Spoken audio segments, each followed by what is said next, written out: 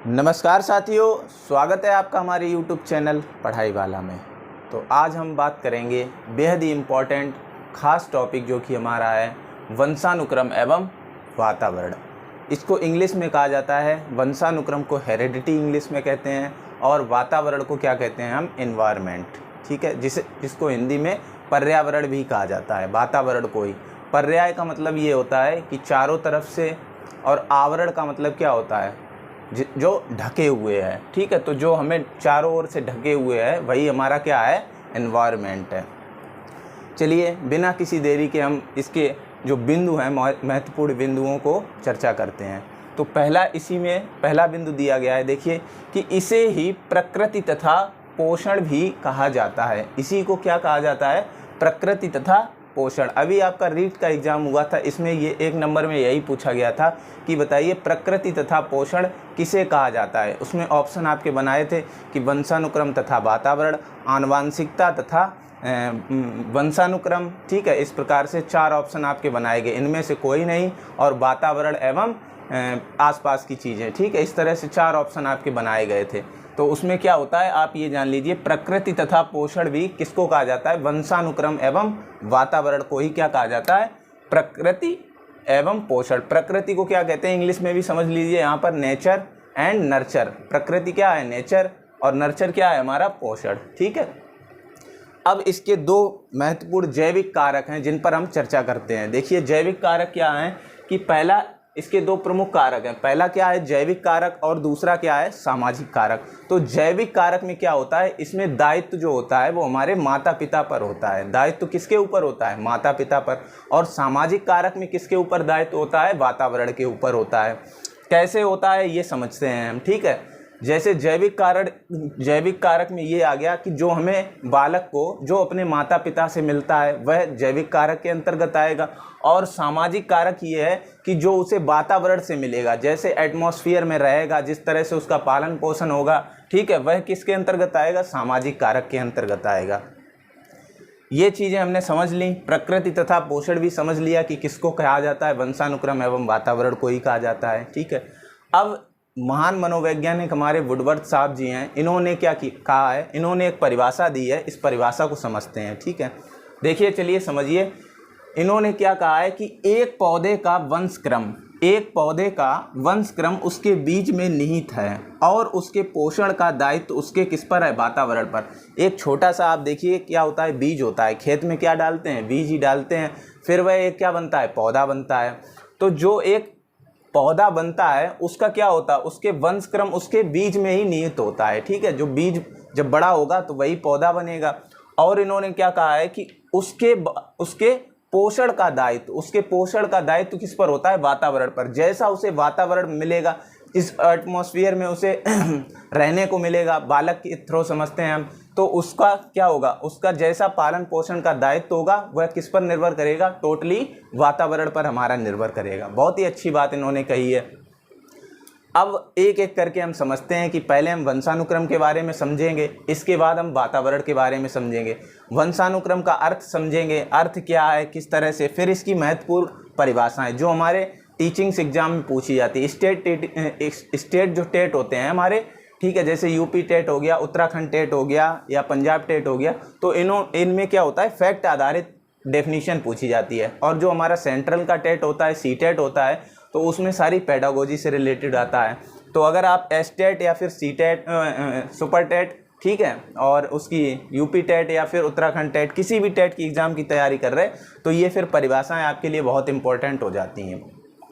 चलिए सबसे पहले यहाँ पर वंशक्रम का अर्थ समझते हैं। वंशानुक्रम क्या होता है, ठीक है, तो वंशानुक्रम क्या होता है कि पूर्वजों के द्वारा हस्तांतरित किए गए गुणों के मिश्रित समूह को ही क्या कहा जाता है, वंशानुक्रम कहा जाता है।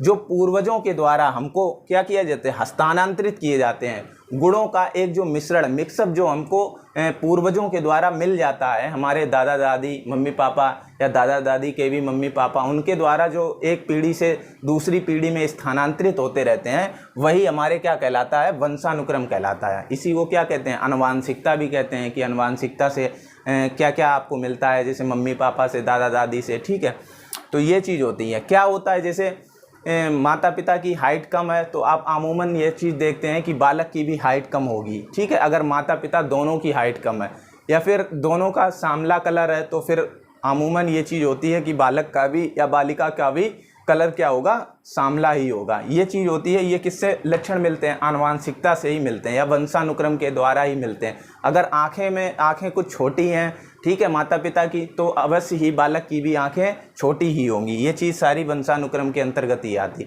इसी से रिलेटेड क्वेश्चन भी इसी प्रकार के बनाते हैं। अब हम इस पर बात करते हैं महत्वपूर्ण परिभाषाएं क्या क्या दी हैं। तो हमारे जो BN झा महोदय साहब हैं, इन्होंने क्या कहा है कि वंशानुक्रम व्यक्ति की जन्मजात विशेषताओं का पूर्ण योग है। वंशानुक्रम क्या है, एक व्यक्ति की जन्मजात विशेषताओं का पूर्ण योग है, टोटल सम है, ठीक है। इसके बाद जेम्स ड्रेवर साहब ने क्या कहा है, देखिए यहाँ पर माता पिता के शारीरिक मानसिक गुणों का, माता पिता जो होते हैं उनके शारीरिक और मानसिक गुणों का संतान में हस्तांतरण हो जाता है। किसका, माता पिता के शारीरिक और मानसिक, मेंटल एंड फिजिकल गुणों का, ठीक है, क्या हो जाता है, संतान में हस्तांतरण हो जाता है। यही हमारा क्या कहलाता है, वंशानुक्रम कहलाता है, इनके माध्यम से। थर्ड हमारे क्या है, देखिए यहाँ पर वुडवर्थ साहब हैं। वुडवर्थ साहब ने क्या कहा है, इन्होंने वंशानुक्रम के तहत यह कहा है कि वे सभी तत्व जो बच्चे में जन्म के समय मौजूद थे, वे सभी तत्व, ठीक है, जो बच्चे में जन्म के समय तो मौजूद थे, लेकिन जिनकी उत्पत्ति 9 महीने पहले गर्भाधान के समय से शुरुआत हुई थी। इनके कहने का मतलब ये है कि वे सभी तत्व बालक में, ठीक है, वे सभी तत्व जो जन्म के समय मौजूद थे, जब बालक का जन्म हुआ तो उस समय उसमें मौजूद थे, लेकिन क्या वो उनकी जो प्रोसेस थी बनने की, वो पहले से ही 9 महीने पहले से ही माँ के कोख में ही स्टार्ट हो गई थी। इनके कहने का मतलब यही है वंशानुक्रम का, ठीक है। जो अब हमारे फोर्थ जो हैं रूथ बेनेडिक्ट साहब हैं, इन्होंने क्या कहा है, तो इन्होंने कहा है कि वंशानुक्रम माता पिता से संतान को प्राप्त होने वाले गुणों का ही नाम है, गुणों का ही क्या है, नाम है। वंशानुक्रम जो है वो माता पिता से ही संतान को प्राप्त होने वाले गुणों का ही नाम है। सेम मिलती जुलती इन्हीं की तरह है, ठीक है। तो सभी ने एक कुल मिला के वंशानुक्रम पर क्या बताया है कि माता पिता से शारीरिक या मानसिक गुणों को मिलते हैं, ठीक है, या फिर उनकी विशेषताओं का पूर्ण योग है। इस तरह से ये जो चारों परिभाषाएं हमारी दी हैं मनोवैज्ञानिकों ने, तो इस तरह से ये परीक्षा के दृष्टिकोण से अवश्य महत्वपूर्ण हैं हमारे टेट के, ठीक है। अब हम बात करते हैं वंशानुक्रम के प्रमुख नियम, ठीक है। तो ये डिस्कस हम करेंगे इसके प्रमुख नियम, और जो नेक्स्ट वीडियो हम इसकी वंशानुक्रम की लेकर के आएंगे उसमें हम इसके सिद्धांत पर डिस्कस करेंगे, इसकी विशेषताओं पर डिस्कस करेंगे। फिर इसके बाद जो नेक्स्ट पार्ट लेकर आएंगे वो हमारा क्या होगा, वातावरण पर होगा। तो पार्ट 1, पार्ट 2, पार्ट 3 लेकर के आते रहेंगे। अभी हम ये समझेंगे यहाँ पर वंशानुक्रम के नियम क्या हैं। तो फर्स्ट नियम देखिए यहाँ पर क्या है, समानता का नियम। समानता का नियम हमारा क्या कहलाता है, देखिए यहाँ पर समझिए ध्यान से बड़ा, कि समान जीव को ही जन्म देता है, समान जीव को ही जन्म देता है। कैसे जन्म देता है, क्या होता है, जैसे मानव है तो वह मानव को ही जन्म देगा। मानव क्या करेगा, मानव को ही जन्म देगा। पशु को ही जन्म देगा। कीट या पतंगे जो होंगे वो कीट पतंगों को ही जन्म देंगे। तो कहने का मतलब ये है कि समान होता है, वह समान जीव को ही जन्म देता है, अपने जैसे जीव को ही जन्म देता है। क्या मानव पशु को जन्म दे सकता है, नहीं दे सकता है। क्या पशु मानव को जन्म दे सकता है, नहीं, क्योंकि एक पर्टिकुलर श्रेणी होती है। जैसे मानव को ही जन्म देगा, पशु को ही जन्म देगा। तो इनका समानता का सिद्धांत यही है वंशानुक्रम के थ्रू, कि समान जीव को ही जन्म देता है, ठीक है। अगर माता पिता क्या है, बुद्धिमान है, देखिए यहाँ पर बहुत ही अच्छी बात सोरेनसन महोदय जो हमारे हैं उन्होंने बात कही है कि बुद्धिमान माता पिता की संतान बुद्धिमान तथा मंद बुद्धि माता पिता की संतान मंद बुद्धि होती है। इन्होंने यह जो अपना फैक्ट दिया है, ठीक है, परिभाषा दी है, ये किस माध्यम से दी है, इन्होंने यह बताना चाहा है कि अगर माता पिता बुद्धिमान हैं, स्टार्टिंग से ही माता पिता का IQ लेवल क्या है, 140 प्लस है, तो अवश्य ही बालक का भी IQ लेवल, बुद्धि मतलब उसकी बुद्धि क्या होगी, वह प्रतिभाशाली बालक ही होगा, अवश्य ही, ठीक है। उसमें कुछ ना कुछ अपने लक्षण माता पिता से मिले हैं, जो आनुवांशिकता या वंशानुक्रम के द्वारा मिले हुए हैं। तो इससे यह निष्कर्ष निकाला जा सकता है कि बालक भी तीव्र बुद्धि का ही होगा।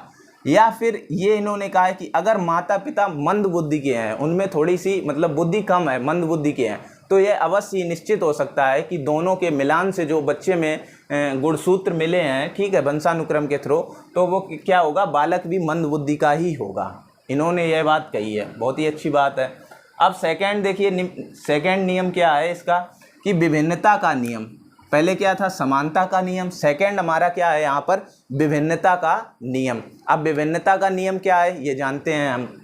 देखिए यहाँ पर, बालक अपने माता पिता के बिल्कुल समान ना होकर, इन्होंने विभिन्नता के नियम में क्या बताया है कि बिल्कुल समान ना होकर उनसे बुद्धि में अलग होगा, या तो रंग में अलग होगा, या फिर स्वभाव में अलग होगा।